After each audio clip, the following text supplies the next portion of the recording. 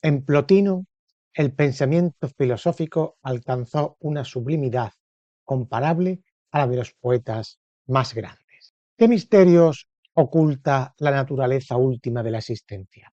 ¿Cómo podemos conectar con lo más sublime, más allá del pensamiento y del ser? La obra de Plotino invita a explorar preguntas que desafían nuestra percepción del mundo. ¿Qué significa realmente ser feliz? ¿Dónde reside la belleza que trasciende lo material? Prepárate para desvelar caminos hacia lo eterno y hacia la divinidad.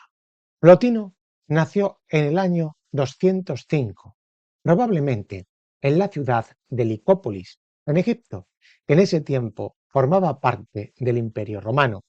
Aunque hay pocas referencias directas sobre su infancia y juventud, se sabe que creció en un contexto culturalmente rico, influenciado por las tradiciones helenísticas y romanas, así como por el entorno multicultural del Egipto romano, que combinaba elementos griegos, egipcios y de la propia Roma. A los 28 años, alrededor del 233, Plotino se trasladó a Alejandría, un importante centro de aprendizaje, para buscar maestros que pudieran responder a sus inquietudes intelectuales y espirituales. En Alejandría se unió a la escuela de Amonio Sacas, un maestro de filosofía que ejerció una profunda influencia en su figura. La relación de Plotino con Amonio marcó el comienzo de su trayectoria filosófica, aunque el propio Plotino dejó pocas referencias directas sobre este periodo. Después de pasar una década estudiando con Amonio, Plotino decidió ampliar su comprensión del mundo.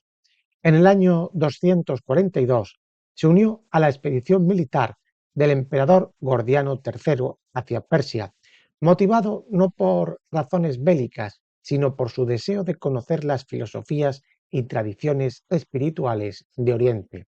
Sin embargo, la expedición fue un desastre. Gordiano murió en el viaje y Plotino apenas logró escapar con vida.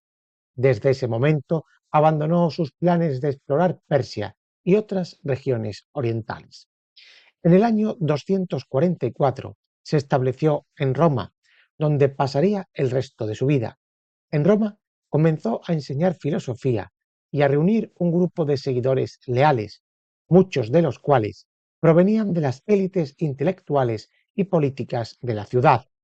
Entre sus discípulos más cercanos se encontraban Porfirio, quien más tarde se convertiría en su principal biógrafo y editor, y Amelio, un ferviente defensor de las ideas de Plotino. Plotino no escribió ni enseñó con fines lucrativos. Según Porfirio, su vida estuvo marcada por una profunda modestia y dedicación al conocimiento. Mantenía un estilo de vida austero y evitaba cualquier tipo de ostentación. Además, tenía un gran interés en la educación y el bienestar de los niños, llegando incluso a adoptar varios huérfanos a quienes cuidaba y educaba personalmente. A pesar de vivir en Roma durante una época turbulenta, con conflictos políticos y militares frecuentes, Plotino logró mantenerse enfocado en su labor intelectual. A partir del año 253 comenzó a escribir sus tratados filosóficos, aunque al principio no tenía la intención de publicarlos. Fue su discípulo Porfirio quien más tarde recopiló y organizó estos escritos en las famosas Seis Eneadas, asegurándose de que su pensamiento sobreviviera a través de los siglos. En sus últimos años, Plotino padeció una grave enfermedad, probablemente una forma de lepra, que lo debilitó progresivamente. Decidió retirarse al campo en Campania, donde pasó sus últimos días, rodeado de algunos de sus discípulos más cercanos. Murió alrededor del año 270 después de Cristo, a los 66 años. Según Porfirio, sus últimas palabras fueron: estoy tratando de llevar lo divino que hay en mí hacia lo divino que hay en el universo. Plotino, fundador del neoplatonismo, dejó, como hemos dicho, unos escritos conocidos como las Enéadas, que constan de 54 tratados organizados en 6 conjuntos de 9 escritos cada uno. Estas obras fueron recopiladas, editadas y estructuradas por su discípulo Porfirio después de la muerte de Plotino. En el primer tratado, ¿qué es vivir?, Plotino aborda la esencia de la vida desde una perspectiva que trasciende la existencia física. Vivir no es simplemente mantener un cuerpo en funcionamiento, es, ante todo, participar del principio divino que anima el universo. La vida, según Plotino, es el flujo continuo del alma, su capacidad para conectar con el intelecto y el bien. Este enfoque convierte el acto de vivir en un proceso activo y dinámico de autotrascendencia. Plotino señala que la vida verdadera no se encuentra en las cosas externas, sino en el retorno del alma a su origen, al bien del cual emana. Vivir plenamente implica, por tanto, un alejamiento de los deseos materiales y una reconexión con las realidades superiores. Por ejemplo, una persona que solo persigue el placer o la riqueza puede estar físicamente viva, pero no experimenta la vida en su plenitud espiritual. En cambio, quien busca el conocimiento y la contemplación de lo divino alcanza una forma de vida superior y auténtica. En el Tratado Segundo, Plotino examina las virtudes desde un doble enfoque, como cualidades éticas aplicables a la vida diaria y como herramientas espirituales para el ascenso del alma. Las virtudes se dividen en cívicas y purificadoras. Las primeras, como la justicia, la prudencia y la templanza, regulan las relaciones humanas y la vida en sociedad. Sin embargo, las virtudes purificadoras van más allá, permitiendo al alma liberarse del apego del mundo sensible y orientarse hacia el intelecto. Plotino escribe que las virtudes cívicas son la preparación para las virtudes superiores que conducen al alma al ámbito de lo inteligible. Por ejemplo, un acto de justicia en la vida diaria como ser equitativo en un juicio tiene un valor ético inmediato, pero también prepara al alma para reconocer el orden universal del que esa justicia es un reflejo. La verdadera justicia, según Plotino, no solo organiza la vida terrenal, sino que refleja el equilibrio del cosmos inteligible.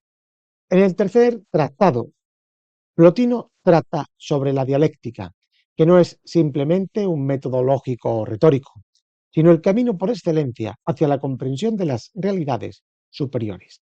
Es el arte de conducir al alma desde las opiniones superficiales hacia la verdad última. La dialéctica permite discernir entre lo que es contingente y lo que es eterno, ayudando al alma a ascender hacia el intelecto. Plotino describe la dialéctica como el arte de separar lo verdadero de lo falso y de contemplar lo eterno. Por ejemplo, una persona puede comenzar considerando que la felicidad depende de los bienes materiales, pero a través de la dialéctica esa idea inicial es cuestionada, refinada y eventualmente reemplazada por la comprensión de que la felicidad auténtica reside en la unión con lo divino. Este proceso no es solo intelectual, sino transformador, ya que eleva al alma hacia su origen inteligible.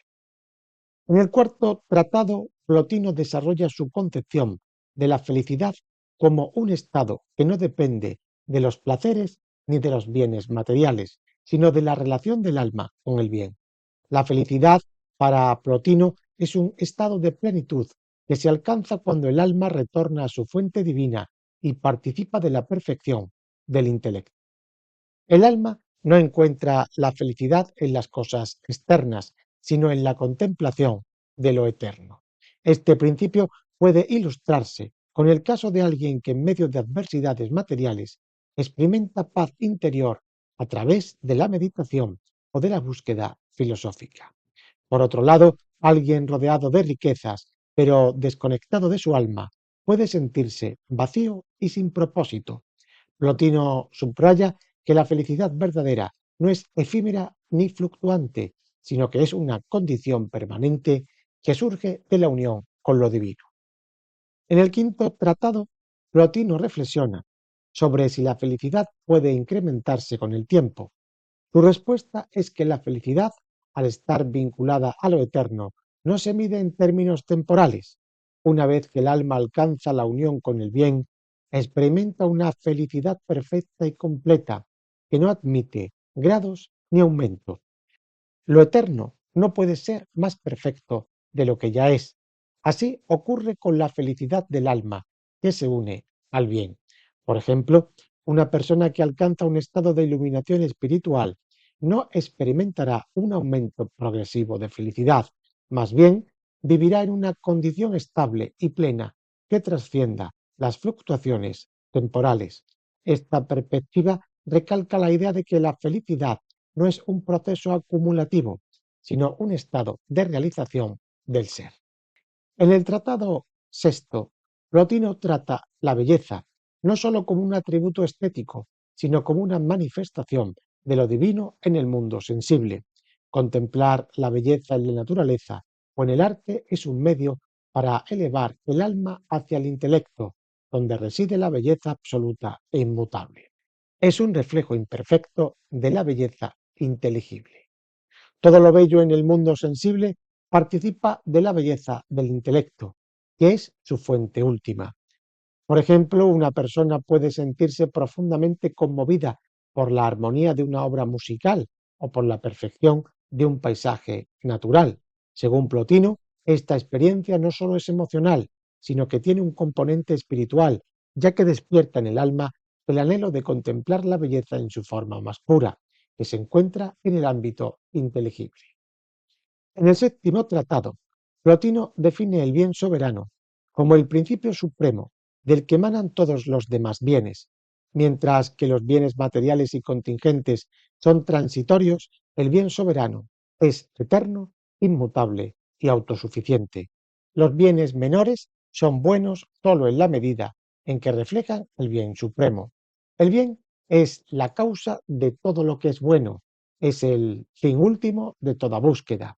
Por ejemplo, el conocimiento puede considerarse un bien, pero su valor radica en que nos acerca al bien supremo.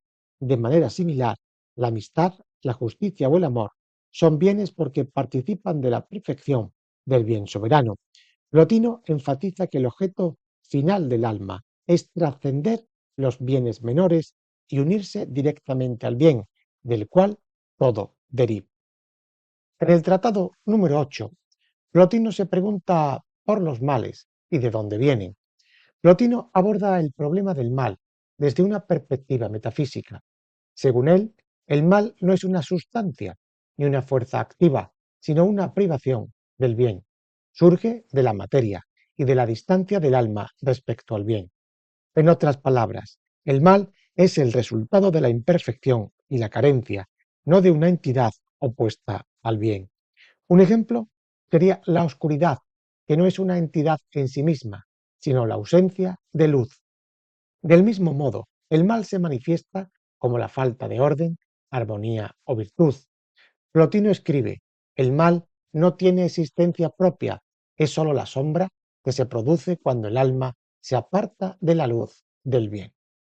En la última sección, la novena, Plotino reflexiona sobre el suicidio y sus implicaciones filosóficas. Reconoce que en ciertos casos extremos el suicidio puede parecer razonable, pero advierte que no es una solución adecuada para el alma que busca la trascendencia. El suicidio corta el vínculo entre el alma y el cuerpo de forma antinatural, impidiendo que el alma cumpla su propósito en el mundo. Plotino utiliza el ejemplo de un músico que abandona su instrumento antes de terminar la sinfonía. Aunque el instrumento puede estar desafinado o dañado, el músico debe esforzarse por completarla. De igual modo, el alma debe perseverar en su existencia terrenal hasta que haya cumplido su propósito. El alma no debe huir del cuerpo como un cobarde, sino superar las dificultades a través de la contemplación y la virtud. En el primer tratado de la segunda Eneada trata Plotino sobre el mundo. Plotino reflexiona sobre el mundo como un todo ordenado que refleja el poder del intelecto y la acción del alma del mundo. Según él, el cosmos no es un caos, sino una estructura armónica en la que cada elemento tiene un propósito y una relación con el conjunto. El mundo visible es una manifestación del mundo inteligible y su belleza y orden derivan de la acción del bien. Plotino escribe: el mundo es un ser vivo único, una totalidad que participa de la unidad del intelecto. Este principio significa que el cosmos no está separado de las realidades superiores, sino que depende de ellas para su existencia y organización. La materia en el mundo sensible no es autónoma, sino que es modelada y ordenada por el alma del mundo, que actúa como intermediaria entre lo inteligible y lo físico. En la segunda Enea, en el segundo tratado, Plotino trata sobre el movimiento circular. Analiza el movimiento circular de los cuerpos celestes y su significado metafísico. El movimiento circular, característico de los astros, no es casual ni mecánico, sino una expresión del orden y la eternidad del cosmos. Para Plotino, el movimiento circular refleja la perfección y la autosuficiencia del intelecto, ya que no tiene principio ni fin y es continuo. El movimiento circular no es simplemente una característica de los astros, sino una imagen visible de la eternidad. Este tipo de movimiento también simboliza la relación del alma con lo divino. Así como los astros giran en torno a un centro fijo, el alma debe orientarse hacia el bien como su centro inmutable. El movimiento circular, por tanto, no es sólo un fenómeno físico, sino también una metáfora de la aspiración espiritual. En el tercer tratado, Plotino aborda la cuestión de si los astros tienen influencia sobre el mundo y las acciones humanas. Rechaza la idea de que los astros ejerzan una acción directa sobre los acontecimientos terrenales, como en las interpretaciones astrológicas. Para Plotino, los astros son manifestaciones de la belleza y el orden cósmico, pero no agentes causales en el sentido mundano. Los astros no gobiernan nuestras vidas, sino que muestran el orden divino del cosmos. Los astros son entidades nobles y perfectas, pero su influencia es simbólica, no directa. No determinan el destino humano, sino que sirven como signos visibles de la armonía del universo, inspirando al alma a buscar su propio lugar en ese orden. En el cuarto tratado, Plotino trata dos temas fundamentales: la relación entre el intelecto y el alma del mundo y la interacción entre lo inteligible y lo sensible. El intelecto es la fuente de todas las formas y principios que estructuran el cosmos, mientras que el alma del mundo actúa como un intermediario que traduce estas formas al ámbito material. El alma del mundo recibe del intelecto las ideas que dan forma al cosmos y las comunica al mundo sensible. Este proceso asegura que el universo está ordenado y que cada cosa tiene un lugar. Sin embargo, Plotino enfatiza que la acción del alma del mundo no es mecánica, sino viva y dinámica, reflejando la vitalidad del intelecto. En el Tratado 5 explora la distinción entre el ser potencial y el ser actual. Lo que es potencial existe de manera implícita como posibilidad, mientras que lo actual es la realización plena de esa posibilidad. Para él, esta distinción tiene profundas implicaciones metafísicas, ya que muestra cómo las cosas pasan del no ser al ser. Lo potencial es la sombra del ser, lo actual es la luz que lo hace visible. El intelecto contiene todas las formas en estado pleno y actual, mientras que el mundo material refleja estas formas de manera potencial e imperfecta. La transición de lo potencial a lo actual es facilitada por el alma del mundo, que actúa como mediador entre ambos niveles de realidad. En el Tratado 7, Plotino reflexiona sobre la naturaleza de la realidad y la calidad. La realidad, según él, no es homogénea, sino jerárquica, con diferentes grados de ser. En el nivel más alto está el uno, seguido por el intelecto y el alma del mundo, mientras que la materia se encuentra en el nivel más bajo, careciendo de cualidades propias. Las cualidades que percibimos en el mundo sensible son sombras de las realidades plenas que existen en el intelecto. Para Plotino, lo que llamamos calidad en el mundo material es una participación imperfecta de las ideas eternas del intelecto. La calidad no es una propiedad inherente a los objetos físicos, sino un reflejo de su conexión con lo inteligible. En el Tratado 7, Plotino analiza el concepto de mezcla en el cosmos, es decir, cómo los elementos y las cualidades se combinan para formar las cosas que percibimos. Para él, esta mezcla no es aleatoria ni caótica, sino que está guiada por un principio de orden que proviene del intelecto y es ejecutado por el alma del mundo. En el cosmos, todo está mezclado según un principio de armonía que refleja la unidad del intelecto. La mezcla total no implica la pérdida de identidad de los elementos, sino su integración en una totalidad coherente. Este proceso asegura que el cosmos sea una unidad viva en la que cada parte contribuye al bien del todo. En el Tratado Octavo, Plotino aborda un problema aparentemente simple de percepción visual, pero lo conecta con cuestiones metafísicas más profundas. ¿Cómo es que los objetos vistos desde lejos parecen pequeños? Lo que vemos no es la realidad misma, afirma, sino una imagen reducida por las limitaciones de nuestra percepción. Este fenómeno ilustra cómo el mundo sensible no refleja plenamente las realidades inteligibles. Para Plotino, la percepción física está limitada por las condiciones del espacio y el tiempo, mientras que la contemplación intelectual nos permite captar las verdades eternas y completas. El Tratado 9, conocido como Contra los Gnósticos, es un tratado en el que Plotino defiende la bondad del cosmos y de su creador contra las críticas gnósticas que consideraban al mundo material como intrínsecamente malo. Para Plotino el cosmos es una manifestación del bien y refleja la perfección del intelecto y del uno. Aunque el mundo sensible es imperfecto en comparación con las realidades superiores, no por ello va a ser malo. El cosmos, dice, no es un mal, es una imagen del intelecto y como tal participa de su bondad. Las imperfecciones del mundo material no son un defecto del creador, sino una consecuencia de la distancia entre lo inteligible y lo sensible. Plotino enfatiza que el mal no es una sustancia, sino una privación del bien. Por tanto, el cosmos y su creador son buenos en esencia, aunque el mundo material no pueda reflejar plenamente la perfección de su origen divino. Entrando en la tercera Eneada, nos encontramos el primer tratado sobre el destino. Plotino reflexiona sobre la naturaleza del destino y su relación con el orden cósmico. Según Plotino, el destino es una expresión de la armonía universal, pero no debe confundirse con una fuerza determinista que controle todos los aspectos de la vida humana. El destino actúa en el ámbito de lo sensible y material, derivando su orden del intelecto y del alma del mundo, pero no limita la capacidad del alma para elevarse hacia lo inteligible.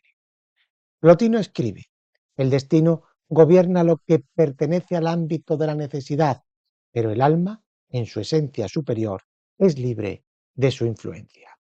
Esto significa que el destino tiene poder sobre los cuerpos y los eventos externos, pero no sobre el núcleo espiritual del ser humano, que permanece vinculado al intelecto.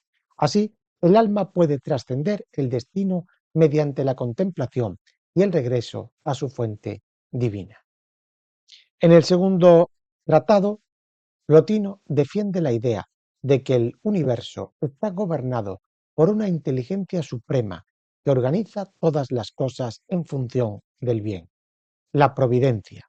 Esta providencia no actúa de manera arbitraria, sino que distribuye los bienes y las dificultades según un orden justo y armonioso, aunque esto no siempre sea evidente desde la perspectiva humana. Todo lo que ocurre en el cosmos, incluso lo que parece adverso, tiene su lugar dentro del plan providencial del intelecto. Plotino enfatiza que la providencia opera en todos los niveles de la realidad, desde las esferas celestiales hasta los eventos más cotidianos. Sin embargo, esta acción no implica que todo sea perfecto en el mundo sensible, ya que éste refleja de manera imperfecta las formas ideales del intelecto.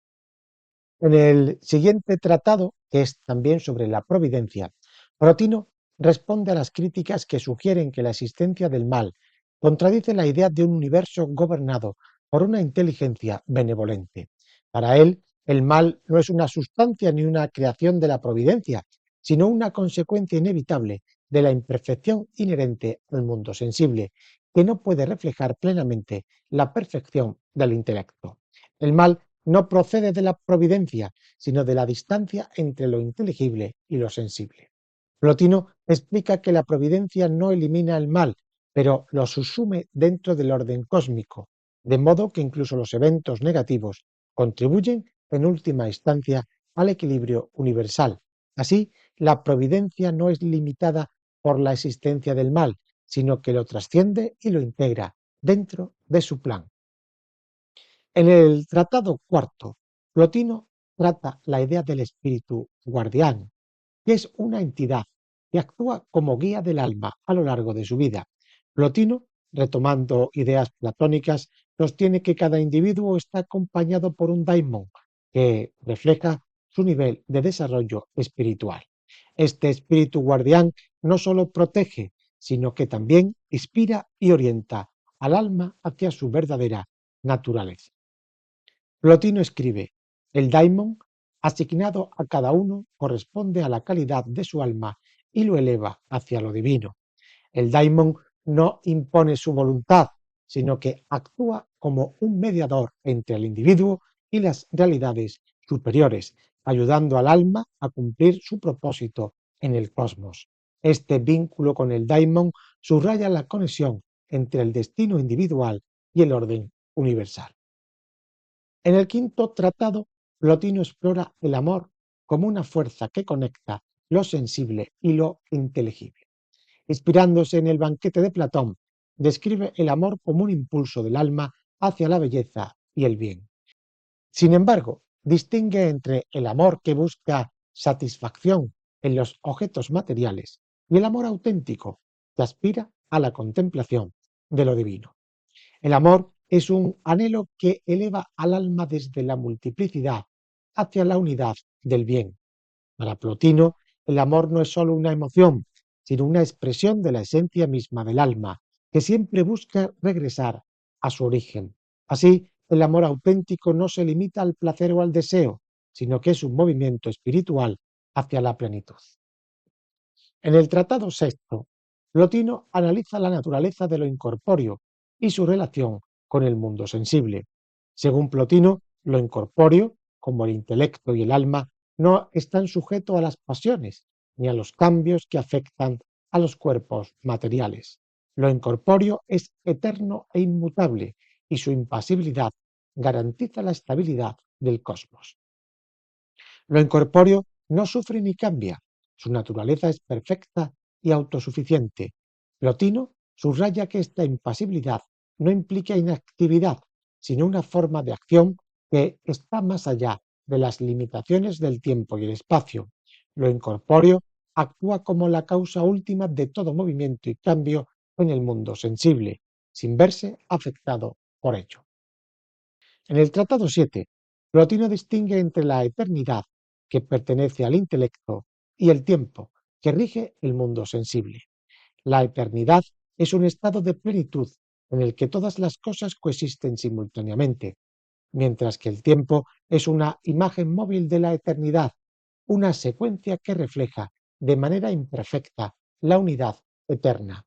La eternidad es el presente eterno, el tiempo es su sombra en el ámbito sensible. Para Plotino, el tiempo no es una realidad independiente, sino una proyección del movimiento del alma del mundo.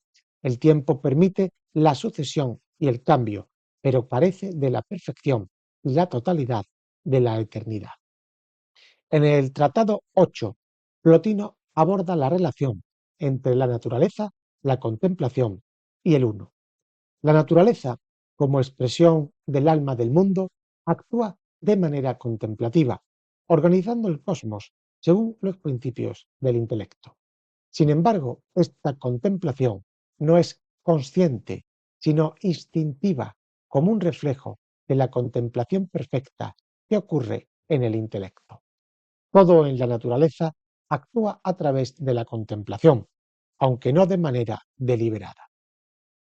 Plotino enfatiza que la contemplación no es sólo una actividad del intelecto, sino una característica fundamental de todo el cosmos, desde los niveles más altos hasta los más bajos, incluso en el mundo sensible. La naturaleza manifiesta su conexión con el uno mediante su orden y armonía. En el último tratado de esta tercera Eneada, Plotino presenta una serie de reflexiones sobre diversos temas relacionados con el cosmos y su relación con el intelecto y el uno. Aunque no están organizadas en un argumento único, estas consideraciones subrayan la unidad y la interconexión de todas las cosas dentro del orden universal. Nada en el cosmos está aislado, todo participa de la unidad del intelecto y del bien. Estas reflexiones destacan la continuidad entre lo inteligible y lo sensible, mostrando cómo cada nivel de realidad refleja de manera más o menos perfecta la plenitud del uno. La conexión entre todas las cosas garantiza que el cosmos sea un sistema coherente y ordenado, en el que cada parte contribuye al propósito del todo. Entrando en el tratado primero de la Eneada cuarta, Plotino reflexiona sobre la esencia del alma y su posición dentro del orden jerárquico de la realidad. Según él, el alma no es una sustancia material ni una emanación del cuerpo, sino una entidad incorpórea que participa del intelecto y que organiza y anima el mundo sensible. El alma, como intermediaria sobre lo inteligible y lo material, posee una naturaleza dual, permanece unida al intelecto, pero también extiende su acción hacia el cuerpo. El alma es la luz derivada del intelecto que da vida a los cuerpos y organiza su movimiento. Esta definición resalta el papel activo del alma como fuente de vida y orden en el cosmos y su capacidad para trascender las limitaciones del mundo sensible. En el Tratado 2 trata sobre la propia esencia del alma. Plotino explora los fundamentos de su esencia.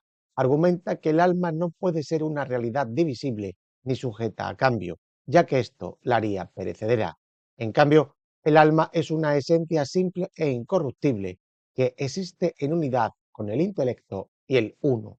El alma, aunque parece múltiple por sus actividades, permanece una y sin división en su esencia. Plotino subraya la multiplicidad de las funciones del alma, como el pensamiento, la percepción y el movimiento. No contradice su unidad esencial, ya que todas estas actividades se derivan de un único principio. En el Tratado 3 trata sobre los problemas del alma. Aunque el alma no es material, parece estar vinculada al cuerpo y a sus necesidades. Plotino argumenta que esta relación no implica que el alma sea una propiedad del cuerpo, sino que actúa como su principio vital, manteniéndose siempre independiente de su materialidad. El alma no se mezcla con el cuerpo, más bien lo ilumina desde fuera, como el sol ilumina la tierra. Esta comparación destaca la naturaleza trascendental del alma y su capacidad para actuar sobre el cuerpo sin perder su pureza esencial. En el Tratado cuarto, Plotino amplía su reflexión sobre las dificultades asociadas con la naturaleza del alma. Examina cómo el alma, siendo incorpórea y eterna, puede experimentar emociones y deseos asociados con el cuerpo. Su respuesta es que estas experiencias no pertenecen al alma en su totalidad, sino solo a su aspecto inferior, que se encuentra más próximo al mundo material. La parte superior del alma permanece inmutable, contemplando siempre el intelecto, mientras que su parte inferior se inclina hacia el cuerpo y participa de sus pasiones. Así, Plotino introduce una división dentro del alma que explica la capacidad para interactuar con lo sensible sin perder la conexión con lo divino. El Tratado 5 continúa con los problemas del alma. Ahora se centra en la percepción y en cómo el alma, que es incorpórea, puede recibir imágenes del mundo sensible. Plotino explica que la percepción no implica una mezcla física entre el alma y los objetos percibidos, sino que ocurre a través de la presencia de formas inteligibles en el alma. La visión no es un contacto físico, sino una comunicación entre el alma y las formas presentes en la luz. Este enfoque refuerza la idea de que el alma actúa como un puente entre el mundo sensible y el inteligible, siendo capaz de captar imágenes sin perder su pureza esencial. En el Tratado 6, Plotino aborda la relación entre la percepción sensorial y la memoria, explicando cómo el alma puede retener las impresiones de los objetos percibidos. Argumenta que la memoria no reside en el cuerpo ni en el cerebro, sino en el alma misma, que almacena las formas percibidas y las organiza de acuerdo con su naturaleza inteligible.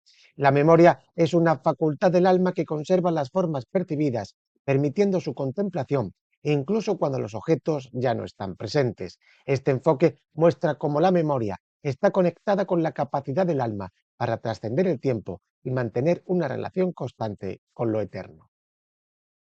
En el siguiente tratado, en el Tratado 7, Plotino defiende la inmortalidad del alma, basándose en su naturaleza incorpórea y su participación en el intelecto. Según él, el alma no está sujeta al cambio ni a la corrupción, ya que no depende de los procesos materiales para su existencia.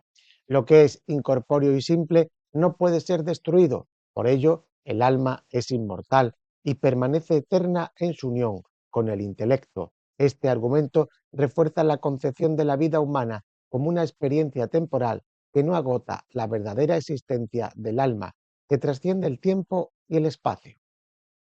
En el Tratado 8, Plotino explora las razones por las cuales el alma desciende al cuerpo, considerando este proceso como un movimiento necesario dentro del orden cósmico.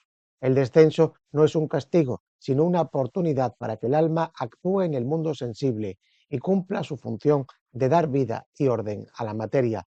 El alma desciende al cuerpo no por degradación, sino para iluminar el mundo y participar en la creación. Sin embargo, Plotino advierte que el alma debe recordar siempre su origen divino y no identificarse completamente con el cuerpo, evitando así quedar atrapada en el mundo sensible. En el último tratado de la Cuarta Enéada, Plotino aborda la cuestión de si todas las almas son en realidad una sola esencia o si existen como entidades separadas. Concluye que, aunque cada alma parece distinta en su actividad, todas comparten una misma fuente y esencia en el intelecto. Todas las almas son como rayos de una misma luz, aunque parecen múltiples, su origen es único e indivisible.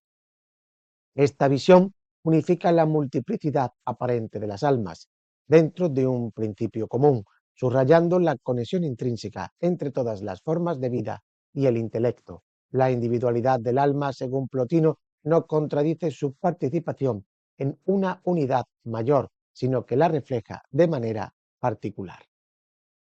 Entrando en la quinta Enéada, Plotino introduce las tres hipóstasis fundamentales: el uno, el intelecto y el alma. El uno es el principio absoluto y trascendente, del cual emanan todas las demás realidades. El intelecto es la primera emanación del uno, que contiene las formas inteligibles y actúa como la fuente del conocimiento y del ser. Por último, el alma surge del intelecto y organiza el mundo sensible, actuando como intermediaria entre lo inteligible y lo material. El uno es la fuente de todo, pero no es nada de lo que emana de él. Está más allá de toda distinción y categoría. Por ejemplo, al contemplar la estructura jerárquica de una familia, podríamos decir que el uno es como la raíz de un árbol genealógico que todo lo sustenta. El intelecto representa las conexiones conceptuales entre las generaciones y el alma actúa como las ramas que alcanzan el mundo visible. En el segundo tratado, Plotino describe cómo todo lo que existe procede del uno de manera jerárquica y ordenada. El uno, siendo absolutamente simple e indivisible, no sufre disminución al dar lugar al intelecto, que a su vez genera el alma. Este proceso de emanación no implica un movimiento físico, sino un desbordamiento de la plenitud del uno. El uno, al no necesitar nada, produce todo en un acto de abundancia y perfección. Un ejemplo práctico de esta emanación puede imaginarse como la luz del sol. Aunque el sol permanece inalterado, su luz ilumina todo a su alrededor, creando gradaciones de claridad. El uno es como el sol, el intelecto como la luz que ilumina el mundo inteligible y el alma como el reflejo de esa luz en el mundo sensible. En el siguiente tratado, Plotino reflexiona sobre el intelecto como la hipóstasis que puede ser conocida en contraste con el uno, que trasciende todo conocimiento. El intelecto contiene todas las formas inteligibles en una unidad perfecta y es la fuente de la multiplicidad en el mundo. Sin embargo, el uno permanece más allá del intelecto, siendo inaccesible a cualquier pensamiento directo. El intelecto contempla todas las cosas en unidad, mientras que el uno está más allá incluso de esta contemplación. Por ejemplo, una biblioteca puede ser vista como el intelecto, contiene todo el conocimiento ordenado y accesible, mientras que el uno sería como la idea pura de la sabiduría, que no puede ser completamente contenida ni expresada. En el siguiente tratado, Plotino explica cómo el intelecto emana del uno como una consecuencia natural de su perfección y plenitud. El uno no crea el intelecto deliberadamente, sino que éste surge de manera espontánea, como la luz de una llama. El intelecto, a su vez, se vuelve consciente del uno como su fuente y se orienta hacia él en una contemplación eterna. El intelecto es el reflejo del uno, que al mirarse a sí mismo producen la multiplicidad de las formas. En un ejemplo, una vela encendida puede ilustrar esta relación. La llama es el uno, mientras que la luz emitida es el intelecto, que ilumina todo lo que existe. Plotino aborda en el siguiente tratado la relación entre el intelecto y los seres intelectuales, afirmando que estos no existen fuera del intelecto, sino que forman parte de él. Las ideas o formas no son entidades separadas, sino expresiones de la unidad del intelecto. Además, el intelecto, aunque sublime, no supera al uno ni al bien, que permanece como el principio supremo. Todos los seres están contenidos en el intelecto como una totalidad indivisible que deriva su perfección del bien. Si consideramos un organismo vivo, las células individuales serían como los seres intelectuales, mientras que el intelecto sería el cuerpo unificado que los contiene y les da sentido. En el Tratado 6, Plotino analiza cómo el pensamiento se orienta hacia el intelecto, pero no puede alcanzar al uno, que está más allá del ser y del pensamiento. El intelecto es el primer pensamiento, ya que contempla todas las cosas en unidad, mientras que el pensamiento secundario se refiere a la multiplicidad y las divisiones propias del alma y el mundo sensible. El uno no puede ser pensado, ya que es anterior al pensamiento y a todo lo que existe. Si imaginamos el pensamiento como un ejemplo que refleja la realidad, el uno sería como una luz tan intensa que trasciende la capacidad del espejo para captarla por completo. En el Tratado 7, Plotino se pregunta si las ideas o formas inteligibles corresponden solo a los seres generales o también a los particulares. Concluye que las formas inteligibles abarcan tanto las categorías universales como los individuos, aunque los individuos son manifestaciones específicas de estas ideas generales. En el intelecto, las formas de los particulares están contenidas como aspectos de las ideas generales, que son eternas y perfectas. En el Tratado 8, Plotino describe la belleza inteligible como la perfección del intelecto, en contraste con la belleza sensible, que solo es un reflejo. La belleza inteligible consiste en la unidad y la armonía de las formas eternas contenidas en el intelecto. Contemplar esta belleza eleva el alma hacia su origen divino. La belleza del intelecto no se percibe con los sentidos, sino con la inteligencia que contempla la unidad de las formas. En el Tratado 9, que cierra la Eneada quinta, Plotino trata de unificar sus reflexiones sobre el intelecto, las formas y el ser. El intelecto contiene todas las formas y es la fuente de todo ser. Sin embargo, no crea las formas desde fuera, sino que éstas son inherentes a su naturaleza. Las formas no solo definen lo que existe, sino que también hacen posible el conocimiento. El ser y las formas son uno en el intelecto, que las contempla eternamente como una unidad indivisible. De este modo, Plotino concluye que el conocimiento de las formas es al mismo tiempo conocimiento del ser, ya que ambas cosas están inseparablemente unidas en el intelecto. En el primer tratado de la sexta y última Eneada, Plotino detalla las tres hipóstasis fundamentales de su sistema filosófico: el uno, el intelecto y el alma. El uno es el principio supremo, trascendente y absolutamente simple, que no contiene ninguna multiplicidad en sí mismo. Del uno emana el intelecto, que contiene todas las formas inteligibles y es el principio del ser. A su vez, del intelecto emana el alma, que organiza y vivifica el mundo sensible. El uno no es algo de lo que se pueda hablar directamente. Su naturaleza es simple y está más allá del ser y del pensamiento. En el tratado 2 aborda cómo los seres emergen jerárquicamente del uno. La creación no es un acto deliberado del uno, sino un proceso natural de emanación. El intelecto, al contemplar al uno, genera dentro de sí mismo las formas inteligibles y éstas, a su vez, son transmitidas al alma, que las organiza en el mundo sensible. El uno, en su perfección, no pierde nada al dar origen al todo. Su generosidad es inagotable. En el Tratado tercero, Plotino explora la naturaleza del intelecto como la hipostasis conocida, en contraposición al uno, que trasciende el conocimiento. El intelecto es la fuente del ser y del conocimiento, ya que contiene todas las formas en un estado de unidad. Sin embargo, su contemplación del uno es un acto eterno de aspiración hacia algo que está más allá de su alcance. El intelecto se conoce a sí mismo porque contiene todas las formas, pero su mirada hacia el uno es el acto de contemplación supremo. En el Tratado 4 profundiza en cómo el intelecto surge del uno como su primera emanación.